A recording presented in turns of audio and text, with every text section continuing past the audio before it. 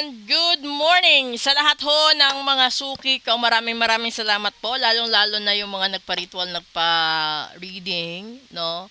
At ngayon, this is our first episode for the month of November and I am inviting everyone. Nasa live event ko po, paki-check. May live po tayo this coming Friday, which is the 8th of November, which happens to be Friday. So kung namumroblema kayo sa pera, no? At gusto nyo gumaan yung kalakaran ng pasok ng pera sa inyo, yung blessing sa inyo, yung pinakamaganda pong magpa-ritual is on the 8th, no? So paghandaan nyo po yan, kung gusto nyo magpa-ritual on the 8th, let me know. And then this coming Tuesday po, November 5th, no? Sa gusto rin magpatanggal ng barang kulam sumpa at kamalasan sa buhay nila, mas maganda po yan at mas mainam din po kasi first Tuesday po yan at the 5th pa.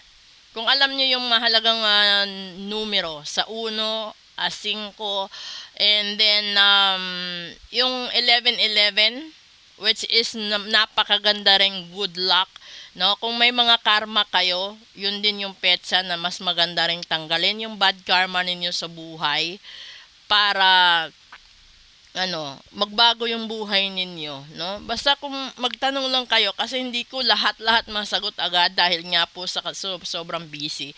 Pero dito muna tayo sa health reading natin at maraming salamat po sa lahat na sumusuporta. Naway suportahan nyo rin po yung aking ibang social media platforms. Dito lang po yan sa nag-iisa kong TikTok.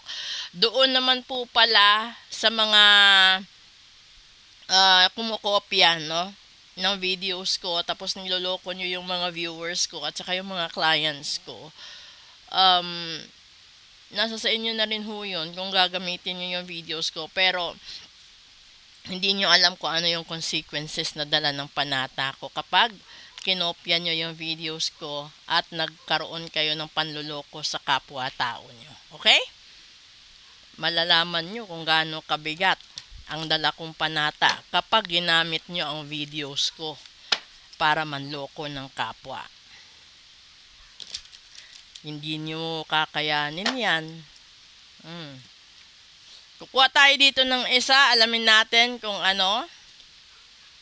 Una. Ay, ito lang pala.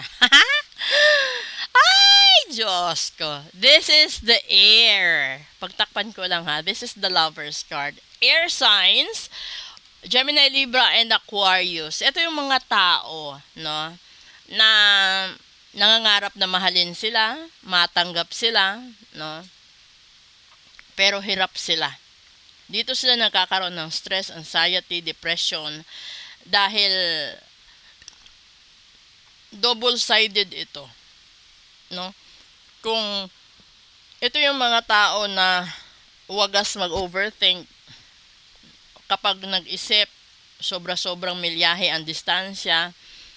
Tapos, meron din itong mga ugali na sila yung tao na pa-victim minsan, o minsan magkakaroon din sila ng blame game. Pero kalimitan dito sa kalusugan, ito yung nila, yung pinakadala nila talagang sakit is yung stress, anxiety, depression, at saka meron sila laging problema when it comes to relationship. Dito sila nagkakaroon.